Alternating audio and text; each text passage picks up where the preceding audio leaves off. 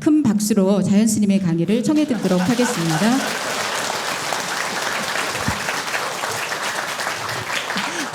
자, 안녕하세요.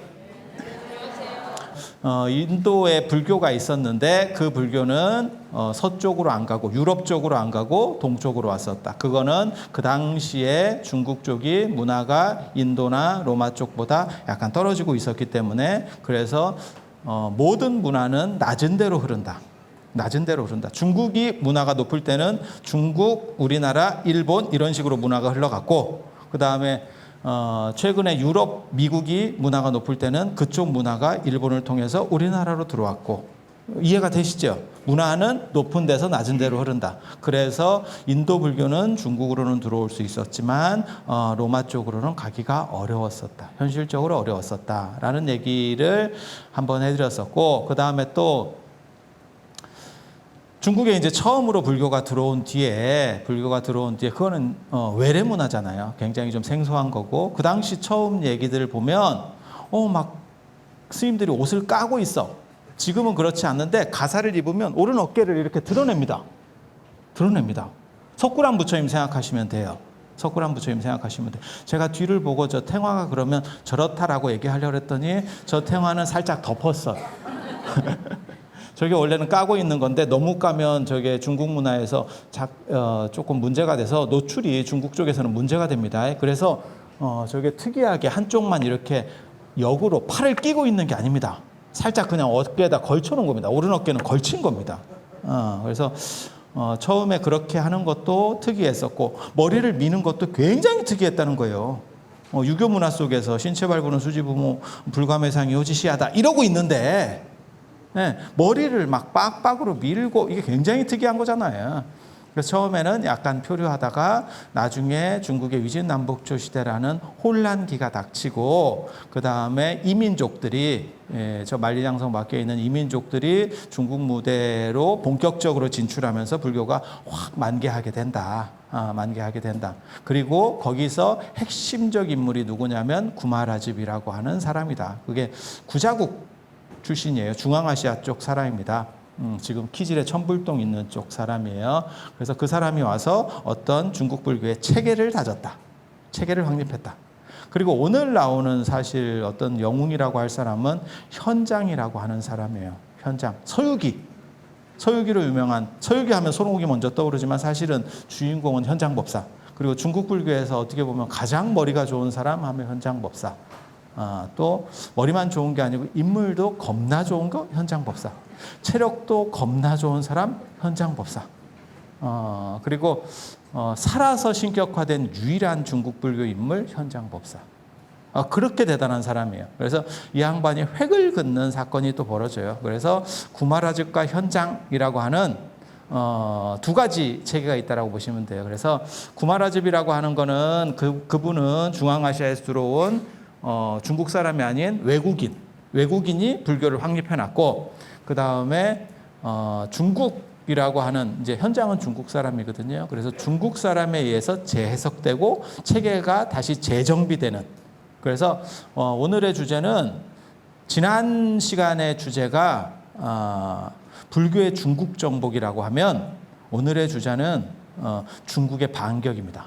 그래서 드디어 불교를 인도 불교하고는 다른 중국식으로 만들어가는 거예요. 중국식으로. 이해가 되십니까? 중국이라고 하는 나라가 문화가 낮은 나라가 아니에요. 절대. 전 세계 4대 문명 중에 하나였었고 계속해서 어느 정도 강력한 힘을 떨치고 있었어요. 단 전 시대에 걸쳐서 최상은 아니었다는 걸 얘기하는 거예요. 그래서 이렇게 좀 기울었을 때 불교가 들어오게 된 거고 하지만 중국이 나중에 언제 또 최강국으로 올라가냐면 수나라 당나라 때. 실제로 중국 불교사 책을 봐도 수나라 당나라 때가 돼야 수당 세계 제국이라고 하는 표현이 들어갑니다. 그래서 그때부터는 실제로 모든 길은 로마로 통한다는 말이 모든 길은 장안으로 통한다라는 말로 되고 장안이 수도권 인구까지 포함해서 600년대에 200만입니다. 조금 놀래봅니다. 너무 담대한 것 같아. 600년대 그 당시 런던 이런 데 한 5만 됩니다. 그래서 전 세계가 장안을 중심으로 움직이게 되는 거고, 거기서 나온 말이 모든 길은 장안으로 통한다 라고 하는 말이고, 우리나라에서도 뭐 장안의 명물, 장안의 제일 하듯이 장안이라고 하는 도시가 거의 대표적 어떤 표준적 도시라고 하는 그런 의미를 가지게 됩니다. 그리고 장안이 굉장히 중요한 위치를 차지하는 거는 장안이 세계 최초의 가장 거대한 계획도시입니다. 바둑판처럼 만든. 그리고 그 영향으로 우리나라 경주도 바둑판처럼 만든 도시가 되고, 그 다음에 일본의 나라도 그렇게. 그래서 그 시절에 그런 행동들을 했다는 건요, 진짜 엄청나게 대단한 거예요. 그리고 그러한 문화의 난숙기에 이제 또 중국 불교들이 쫙 차례대로 꽃을 피는 그러한 얘기들 들어보시면 될 거고요. 혹시 책을 보실 분들이 계시면 254쪽부터 할 겁니다. 254쪽부터 보세요. 그 지난번에 위진남북조 시대 얘기를 했는데, 중국은 만리장성, 여기는 원래 중국이 아닙니다. 그 다음에 양자강 남쪽, 여기도 제대로 중국이라고 생각을 안 합니다. 중국 사람들이 생각하는 거는 원래는 이 화북입니다. 황하강 중심으로 해서 황하문명 쪽이 중국이에요. 그런데 위진남북조 시대 때 만리장성 밖에 있는, 만리장성이라고 하는 의미는 너네하고는 절대 같이 안 가라고 중국 사람들이 금을 그은 거예요. 아예. 만리장성 가보시면 아시겠지만, 가보셨어요 혹시? 쌀 때 25만 9천 원. 만리장성에 가보면 남한산성, 북한산성은 이거는 성이 아니에요. 만리장성 진짜 지악스럽게 저걸 어떻게 쌌지라는 생각이 딱 들 정도로 아주 뭐 대단합니다. 그리고 그게 왜 그런 식의 행동들을 하냐면 진짜 예산 규모도 엄청났을 거예요. 그게 가능한 이유는 유목민들이 그만큼 두려웠던 거예요. 그리고 너네랑은 절대 같이 안 가라고 하는 거를 만리장성으로 표현을 해놨어, 중국 사람들이. 그러니까 이 밖은 중국이 아닌 거예요. 그런데 재밌게도 여기 사람들이 내려와서 왕조를 세워버리니까 이 경계가 무력화된 겁니다. 이 사람들이 내려와서 밑에를 지배해버렸는데 만리장성이라는 게 의미가 없잖아. 만리장성 밖에 사람들이 들어와서 지금 만리장성 안쪽까지 지배를 하니까. 그리고 여기에 있었던 원래 한족들은 도망가서 남쪽으로, 양자강 남쪽으로 내려가게 되는 거고요. 이 양자강 남쪽에 지금 남경이라고 하는 데가 있습니다. 금능, 이쪽이 좀 더 커요, 사실 이렇게. 네. 그래서 옛날에는 금능, 뭐 건강 하는데 그게 다 남경입니다. 지금 남경하면 떠오르는 거 있지 않으세요? 딱 떠오르는 거 뭐가 있을까요? 남경대학살. 혹시 못 들어보셨어요? 뭐 그런 정도. 근데 그 남경이 원래 남쪽에서의 여서도왕조의 수도예요. 오동진, 송제양진 해갖고 여서도왕조가 모든 남경의 수도를 정합니다. 그리고 이제 남쪽에서 조금 더 또 뜨는 도시들이 또 어디 있냐면, 저까지는 안 내려가도 이제 뭐 소주, 항주, 그런데 한 번씩은 들어보셨을 거예요. 하늘에는 천당이 있고 땅에는 소주와 항주가 있다. 뭐 이런 거 할 때. 그래서 몇 개 이제 큰 도시 만들어지는데, 이 남쪽으로다가 도망가면서 한족들이 이주하니까 여기도 이제 중국으로 편입이 되는 거예요. 그래서 중국은 새 블럭이 되는 겁니다. 유목문화의 블럭. 그 다음에 원래부터 있었던 정치 중심의 밭농사 중심의 블럭. 그 다음에 여기는 남쪽은 여기는 논농사예요. 그리고 남쪽은 이모작 삼모작이 가능합니다. 저기는 더워서 사실 사람들이 잘 안 내려갔는데, 내려가서 살아보니까 기후적으로는 더운데 먹을 건 겁나 많대. 이모작 삼모작이 가능하고 뭐 별게 다 되는 거예요. 그래서 이쪽은 돈이 많아요. 특징이 이쪽 맨 아래쪽은 돈이 많고 경제적으로 아주 훌륭해. 그 다음에 이 중간 블럭은 정치적으로 중국의 어떤 힘의 중심이에요. 그리고 이 유목문화의 특징은 전쟁 능력이 아주 좋아요. 그래서 위진남북조 시대 때 이미 이 블럭이 합쳐졌고, 그 다음에 남쪽에 있는 이 블럭만 남게 되는 거예요. 남쪽에 있는. 그리고 이거는 경제력. 그래서 북쪽에 누가 이제 맨 마지막에 왕조가 들어서냐면 북이라고 하는 왕조가 들어서요. 북이라고 하는 왕조. 운강석구를 개척하고 나중에 장안으로 수도를 천도하는 북이. 그리고 이 북이가 쪼개지면서 이런 거 너무 복잡하게 생각하지 마세요. 이 얘기 하려고 하는 거 아닙니다. 이런 거에 막 해가지고 너무 어려운 얘기 하는 거 아니야? 관계없어요. 그 얘기 하는 거 아니에요. 이게 이렇게 쪼개져 가지고 서위, 동위로 쪼개져요. 그리고 이 나라가 다시 북주, 북제로 쪼개져요. 이 뒤로 이렇게 다시 왕조들이 들어서는 거예요. 그리고 이거를 통일하는 게, 이걸 어느 쪽에서 통일하냐면 북주 쪽에서 통일을 하는데, 이 북주 쪽에서 통일하는데, 이때 외척이 누구였냐면 양견이라고 하는 사람이에요. 양견. 중국 역사에서 가장 존경받는 임금 중에 하나가 양견입니다. 수문제. 그래서 이쪽에 왕이 이렇게 딱 등극을 했는데 어떻게 하냐면 7살, 그 당시에. 외척은 힘이 굉장히 강력하고 어떤 상황이 일어나는지 대충 판단하시겠죠. 7살 왕을 앞에 세우고 섭정에 들어갑니다. 그러다가 나라를 이제 싹 바꿔버리는 거죠. 그게 수나라 문제. 수나라 문제, 양제 이렇게 있잖아요. 그죠? 양제는 우리가 익히 잘 알죠. 수양제가 고구려 정벌 하다가 지가 망한 특이한 놈이죠. 특이한 놈. 근데 이 수문제는 굉장한 성군입니다. 굉장히 정치 잘하는 사람이에요. 그래서 중국 역사에 있어서 가장 영향력이 있는 인물 중에 한 명이 실제로 수문제예요. 굉장히 대단한 사람이에요. 그리고 이 사람이 결국 남조의 양나라하고 진나라도 물리치면서 천하를 통일합니다. 그게 수나라의 통일. 이렇게 되니까 무슨 일이 벌어졌냐면 원래는 세 개의 블럭이었던 게 하나로다가 뭉쳐져요. 그 힘이 얼마나 대단하겠어요. 그러니까 지금 이 전까지는, 수나라 전까지는 중국은 이만큼이었던 거야. 그런데 수나라 때부터 이따시만한 중국이 되는 거예요. 그러면서 천하 최강의 힘을 가지는 나라가 되는 거예요. 전 세계의 최강 국가의 기틀이 딱 마련되는 거예요. 그때 어떤 문제가 봉착이 되냐면, 여기는 유목민들이 내려왔으니까 그 당시 만리장성은 무력화된 거고, 이 양자강을 중심으로 해서 이걸 어떻게 왔다 갔다 하게 할 수 있을까? 우리식으로 말하면 박정희 대통령이 경부고속도로 뚫는 것 같은 게 화두입니다. 요거를 딱 하나를, 대동맥을 하나를 뚫어야 지금 나라가 하나로다가 연결이 되면서 발전할 건데, 잘못하면 여차하면 이게 또 쪼개질 건데, 그래서 하는 작업이 남경에서부터 낙양까지 연결하는 대운하 건설이에요. 중국의 대운하는요, 저 처음 가보고 진짜 깜짝 놀랐습니다. 난 대운하인지 몰랐어요. 그게 진짜 강입니다. 강.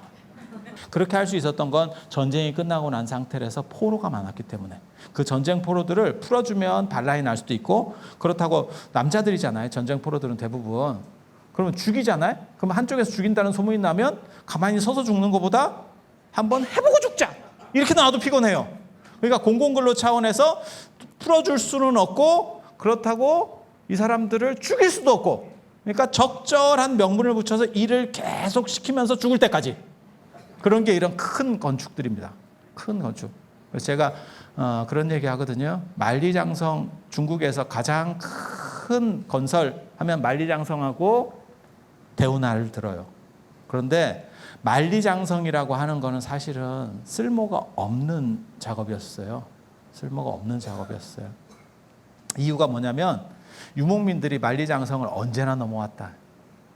만리장성에 막혀서 못 넘어오는 경우는 거의 없습니다. 몽고 때도 넘어왔잖아. 몽고 때 어떻게 넘어왔어요? 만리장성을 어떻게 넘었을까? 나중에 몽고 때. 간단해요. 만리장성 가보니까 너무 쥐약실어서 넘을 수가 없더래. 그래서 말을 타고 이렇게 돌아갔다는 거예요. 그리고 나서 몽고가 나라를 세운 뒤에는 만리장성이 바닷속으로 들어갑니다. 진짜. 청나라는 만리장성을 어떻게 넘어가는지 아세요? 청나라 만주족들 넘어가려니까 이거 감당이 안 되죠. 그 성을 깨트린다는 건 감당이 안 돼요. 그러니까 어떻게 했냐면 오삼계라고 지키는 사람이 있었어요. 걔하고 쇼부를 봅니다. 눈 따줘 이렇게. 아니 생각을 해봐. 만리장성이 그렇게 긴데 그걸 다 그 사람들이 안 딸 것 같아? 이렇게 쇼부 보면 누군가는 딸 것 같지 않아요? 그게 성 깨는 것보다 훨씬 쉬울 것 같지 않아요? 한번 생각을 해보세요. 그래서 저게 생각보다 그렇게 방어력이 좋지가 않습니다. 그래서 제가 그런 얘기를 해요. 저 만리장성은 진짜 성 쌓는 데는 고생을 많이 했지만 실용적이지는 않았어. 그런데도 아이러니하게 오늘날 중국을 상징하는 대표적인 어떤 건축물, 프랑스 하면 파리가 에펠탑이 떠오르듯이 중국 하면 만리장성, 그죠? 그리고 더 아이러니한 거는 그 건축비를 전 세계인들에게 입장료를 받아서 뽑아내고 있어. 참 신기하다, 진짜. 참 신기해. 그러면서 뭐라고 사기를 치냐면 달에서도 보인다. 안 보입니다. 안 보입니다. 근데 그런 사기 아마 한두 번씩 다 들어보셨을 거예요. 뭐 달에서도 보이는 유일한 인류의 건축물, 그죠? 만리장성. 거짓말. 거짓말. 그래서 이 만리장성이라는 건 쓸모가 없는 거고 사실 이 대운하 건설이라고 하는 건 엄청나게 중요한 거예요. 엄청나게 중요한 거예요.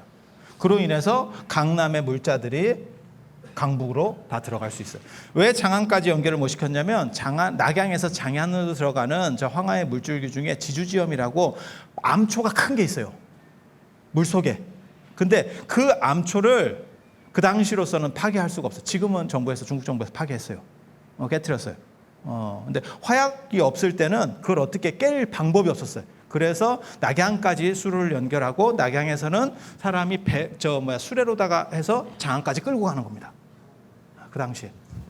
그래서 만약에 대운하가 건설이 안 됐으면 저는 중국이 쪼개졌을 거라는 생각을 해요.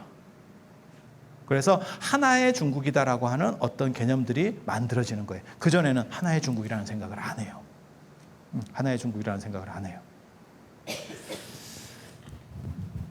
그렇게 해서 수나라가 들어서는데 이 수나라가 참 잘했는데 나라가 금방 망합니다.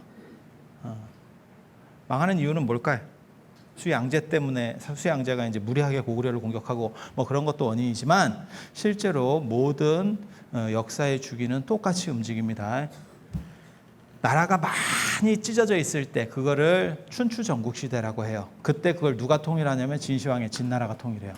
진시황의 진나라가 불과 몇십 년 못 가고 나라가 깨져버립니다. 그리고 나서 들어서는 나라가 한나라. 여기도 똑같아요.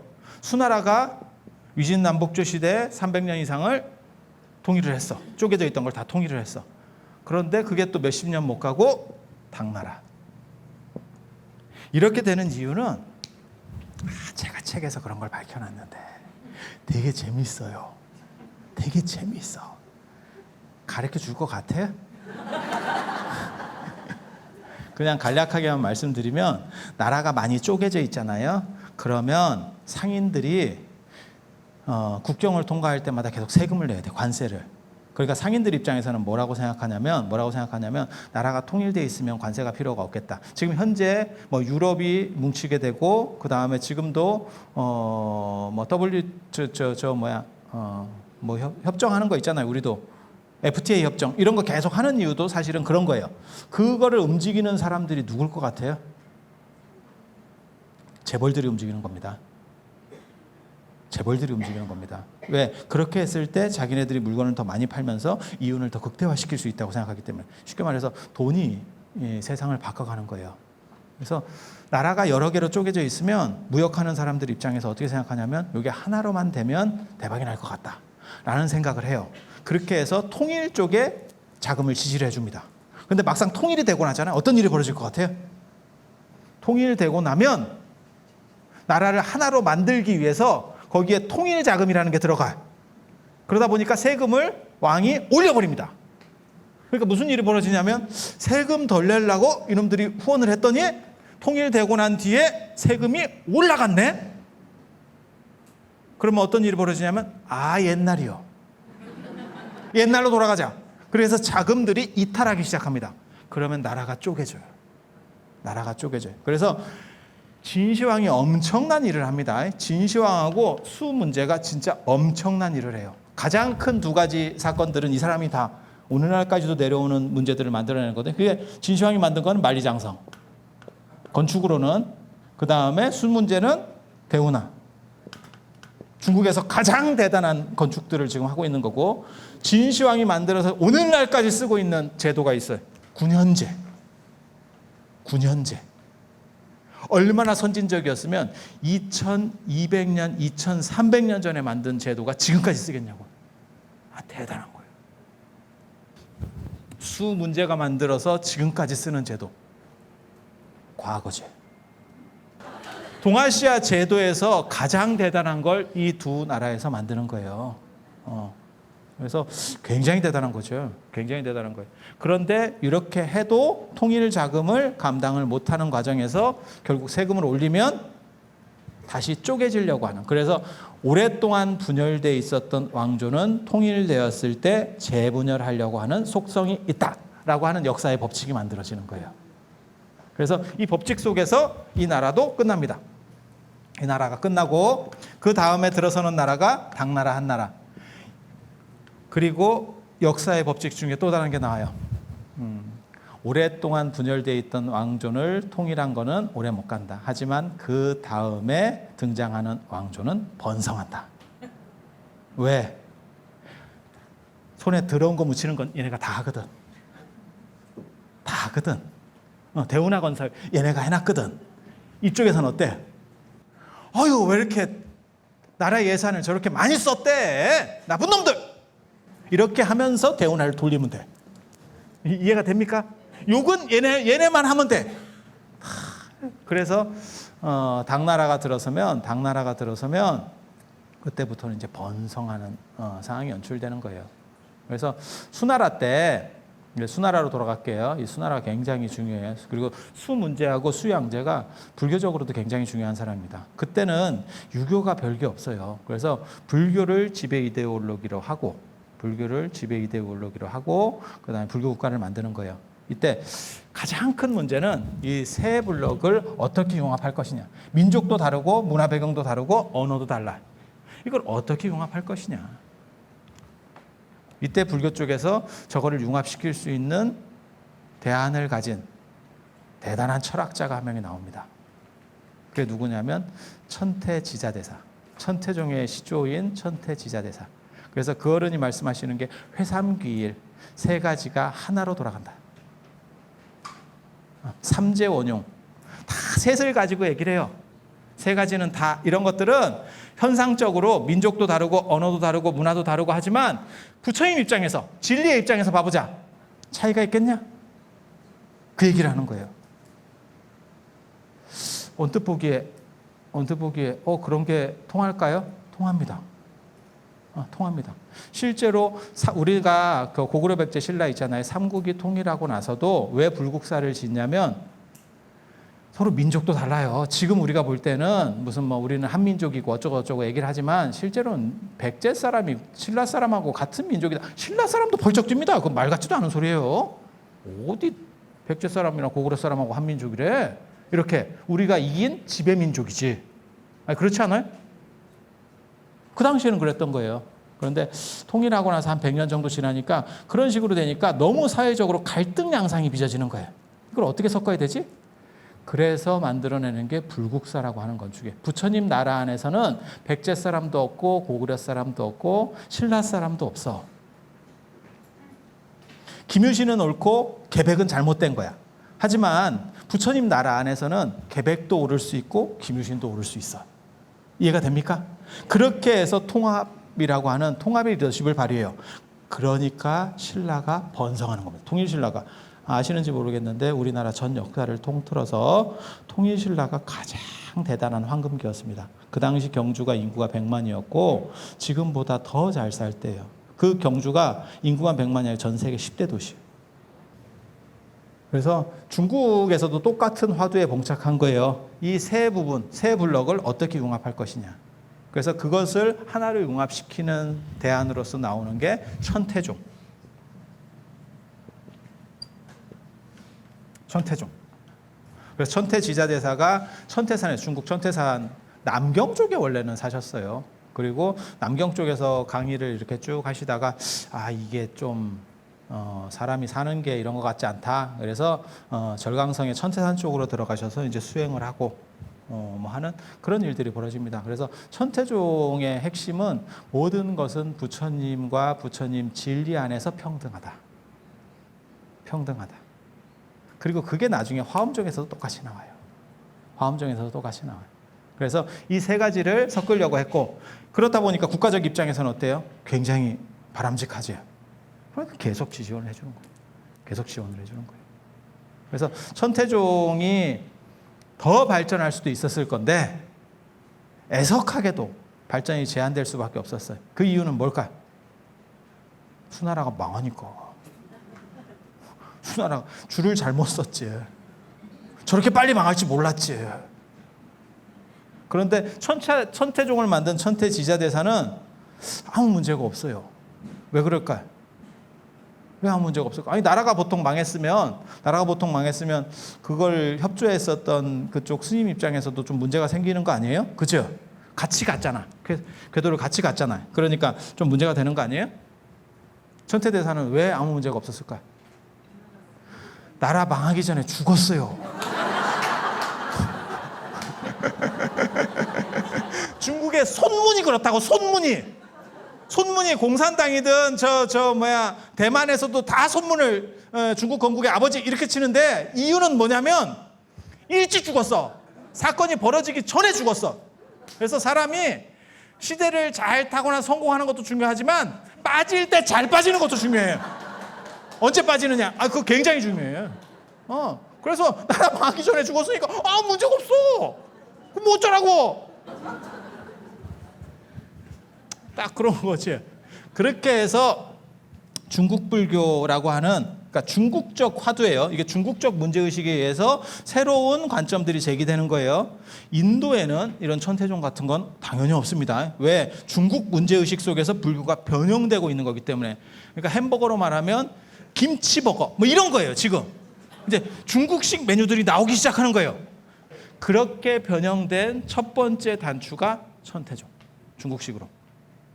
그래서 불교가, 인도에서 전래한 불교가 중국의 문제를 해소해야 되는 그러한 현상에 봉착했고, 그 시대를 요청해서 나온 게 천태종. 근데 천태종은 도교적 요소가 상당히 있어요. 도교적 요소가 상당히 있어요. 그리고 이 천태종과 관련이 있었던 수나라가 단명왕조로 무너지면서 그 다음에 들어서는 게 당나라. 대당 불야성이라고 들어보셨어요? 밤에도 전기 비슷한 걸 켜면서 불이 안 꺼진다는 거예요. 그게 대당 불야성이에요. 당나라의 불야성. 장안은 그렇게 대단한 도시예요. 그래서 당나라가 들어서게 되고, 이 당나라 때 당고조 이연이라고 하는 사람이 있고, 이 아들이 이세민이라고 하는 사람이에요. 당태종. 그 다음에 요 아들이 당고조 이치라고 하는 사람. 이 이치 마누라가 직천무입니다. 한두 번씩은 이게 들어본 사람들이에요. 왜냐하면 우리나라 한국사하고도 관련이 굉장히 깊어. 당태종이 고구려 정벌을 하려다가 눈깔 빠졌고 정사에는 안 나옵니다. 근데 야사에 나오고, 그 다음에 단체호의 조선상고사 같은데 나옵니다. 어느 눈깔인지는 잘 모릅니다. 이게 좀씩 달라요. 근데 이 이세민이라는 사람이 진짜 영웅입니다. 굉장히 대단합니다. 이 얘기를 잠깐만 해드리면, 요 이세민이 이 아버지가 절도사거든요. 지방장관이었을 때, 그때 이제 수양제에 의해서 나라가 흔들리기 시작하는 거예요. 흔들리니까 어떤 일을 벌이냐면, 아버지 우리 반란 일으킵시다. 이렇게 해서 시작한 사람이에요. 캐릭터 이방원하고 비슷한 캐릭터인데 이방원보다 훨씬 더 그릇도 크고 영웅 기질이 있는 사람이에요. 그래서 아버지를 들쑤셔서 반란을 일으켜. 그래가지고 자기가 다 했어. 다 해서 아버지를 황제로 만들어줬네? 그랬더니 아버지가 누구를 태자로 임명을 했냐면 첫째 아들 이건성이라는 사람을 태자로 임명했어. 마음에 안 들어. 내가 다 했는데 뭐 이런 게 다 있어. 어떻게 했는지 아세요? 북쪽문에 매복을 해서 친히 화살을 날려서 자기 형을 죽여요. 왕궁의 북쪽문에 그 현무문의 변이라고 그래서 좌청룡 우백호 남주작 북현무, 그래서 북쪽문을 현무문이라고 그랬어요. 그래서 태자가 이렇게 들어오는데 그걸 쏴가지고 조져버렸다는 거예요. 그리고 나서 아버지 그만하시죠. 이렇게 해서 아버지 밀고 자기가 황제가 돼요. 정치는 잘합니다. 진짜. 정관의치라고 당나라가 이렇게 올라오는 캐릭터들이 원래 정치 잘해요. 이유가 뭘까요? 정통이 아니기 때문에 조금만 내가 잘못하면 어떤 놈이 반란을 일으켜요. 저놈은 정통왕이 아니다. 이렇게 얘기한다고. 그러니까 정치를 잘하지요. 그리고 이 양반은 원래부터 이게 장군 출신인데 뭐 원래부터 영웅호걸 이런 출신이에요. 그래서 지략도 뛰어나고. 그렇게 해서 정치를 잘해요. 그걸 정관의치라고 하는 거예요. 정관연관에 한다 그래서 정관의치. 그때가 중국에서 3번 정치 잘할 때가 있다는 거예요. 중국 전 역사를 통틀어서. 그게 아까 있었던 한나라 때 문제경제, 문경지치라고 하는 거고, 그 다음에 2번째가 이 정관의치. 그 정관정효라고 하는 글에 보면 재밌는 얘기가 있어요. 어떻게 정치를 했는지를 알 수 있는 참 진짜. 백성은 물과 같대. 그리고 우리는 그 물 위에 있는 배하고 마찬가지래. 그래서 보통 때는 물 위에 있으니까 군림하는 것 같지만 물이 한번 뒤집어지면 배가 아작이 난대. 그러니까 잘 밑에 있을 때 그걸 잘 처리를 해야 된대. 근데 그런 정신을 가진다는 게 생각보다 어려워요. 왕조국가에서. 왕조국가에서 굉장히 어려운 얘기입니다. 그래서 그렇게 정치를 잘 하는 게 이세민. 그 다음에 또 나중에 청나라에 가면 강건성세라고 있어요. 강희하고 걸륭제 때. 강희 걸륭제 때. 그래서 강건성세. 그때 막 러시아도 깨고 막 지금 오늘날 중국 영토가 그때 확립됐다라고 보시면 돼요.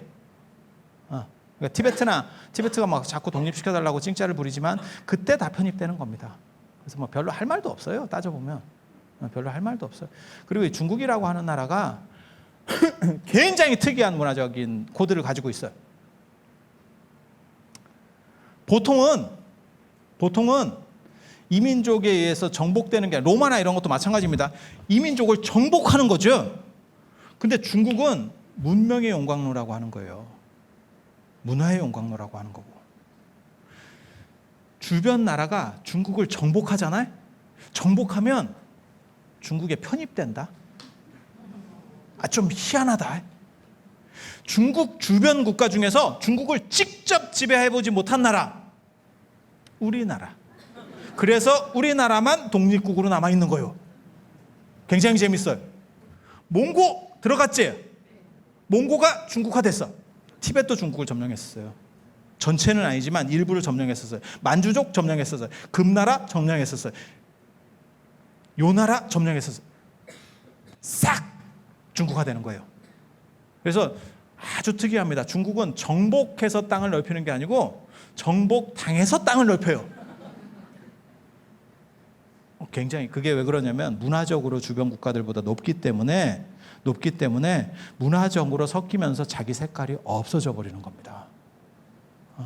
그런 데서 불교가 살아남았다는 건 굉장히 대단한 거예요. 굉장히 대단한 거예요. 그리고 그러한 흐름들 때문에 불교가 중국화되는 거예요. 그래서 중국 불교하고 인도 불교는 완전히 다르다고 생각하시면 돼요. 완전히 다르다고 생각하시면 돼요. 봐봐. 우리도 제가 전에 신문에 글 쓸 때도 그런 거 썼었어요. 인도가 여름에는 40도에서 55도까지 올라가요. 이런 건 지금 기온도 아닙니다. 그런데 부처님이 거기서 어떤 옷을 입으셨을 것 같아요? 제가 무슨 얘기했냐면 인도에는 하복밖에 없는데 우리는 하복이 없다. 땀이 삐질삐질 납니다. 이거 입었지? 속에 또 볼래? 또 입었지? 이게 도대체 뭐 하는 거요? 진짜 신기하지 않아요? 40도 55도 되는데 이런 거 입고 다니겠어? 지정신이면?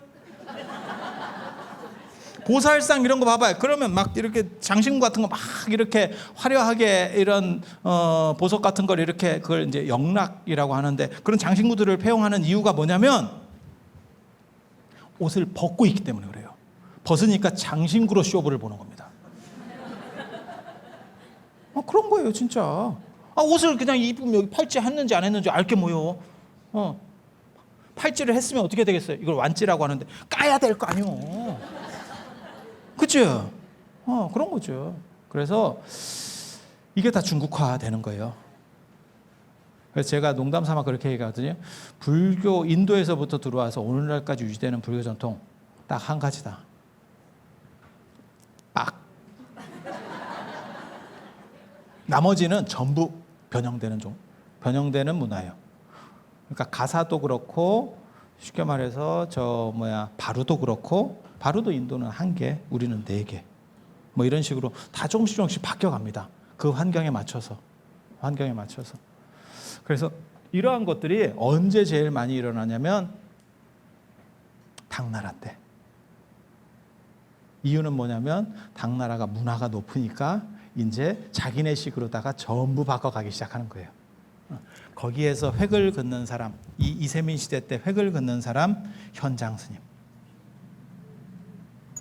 이 이세민 시대 초기에는 중국보다 인도가 그때까지도 문화 수준이 더 높았어요. 그래서 현장 스님이 인도로다가 유학을 가게 되는 거고 18년 동안. 그 양반 진짜 대단한 사람입니다. 그 현장 스님 얘기만 가지고도 제가 몇 시간을 할 수 있어요. 그거 언제 있냐면 불교대학 수업 시간에 있어. 불교대학 수업 시간에. 근데 다 할 수가 없어요. 진짜 현장 스님은 뭐 너무너무 대단한 사람이라고 보시면 돼요. 그냥 한 가지만 단적으로 얘기를 해드릴게. 우리가 서유기에서 너무 바보 취급을 현장 스님을 하는 바람에 사람들이 이상하게 생각하는데 그리고 한 가지 그냥 상식적인 거 말씀드리면 손오공, 서유기, 저팔계 이런 거 있잖아요. 손오공, 저팔계, 사오정 다 실존 인물입니다. 현장 스님이 제자로 받은 우전 지방에서 제자로 받은 사람들이에요. 실존 인물들이에요, 다. 그래서 깨달을 오자 돌림으로 해서 본명이 손오공, 저팔계가 아니고 저오능, 깨달은 오자 돌림이에요. 사오정, 그 다음에 오해 이렇게 하고 4명의 제자들이 있었어요, 실제로.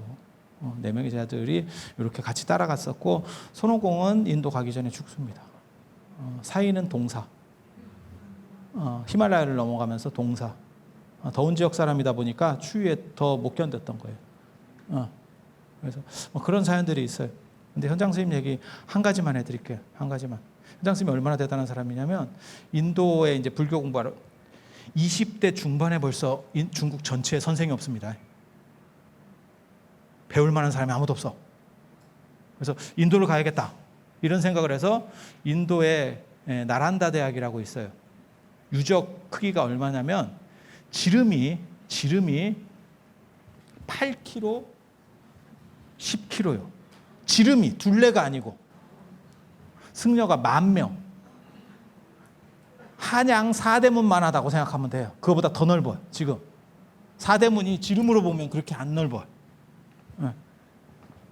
거기 가서 이 양반이 1등하고 나중에 인도 전체에서도 1등을 합니다. 그때 진기한 이야기가 있어. 이거는 너무 진기해. 이거 진기해서 막 너무 아까워서 말이 나왔다 들어갔다 하는데 아까워서 말을 못 해주겠어.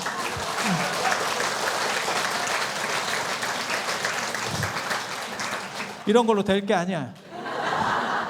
한 10분 쉬어봐요. 한번 10분 쉬었다.